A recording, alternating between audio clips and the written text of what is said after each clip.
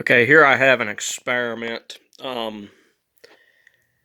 based on the toxic fumes of this bottle here. Basically, how I got toxic fumes is I make paper. I can get an example.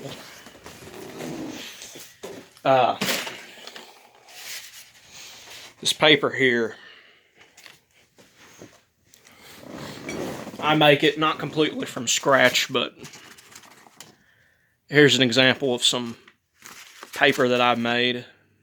It's recycled paper. And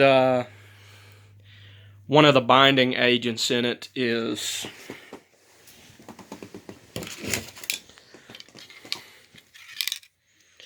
Gorilla Spray adhesive. And I also have white glue in there and flour and salt. And basically what I noticed is that over time pressure builds up in these bottles. And so you actually have to open it up once in a while to get the pressure out. And I have this sock here on top of this one.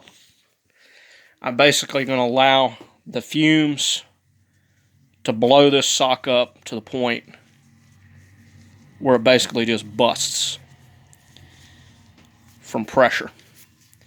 I'm going to see if I'm able to do it. Hopefully it doesn't bust when I'm asleep, because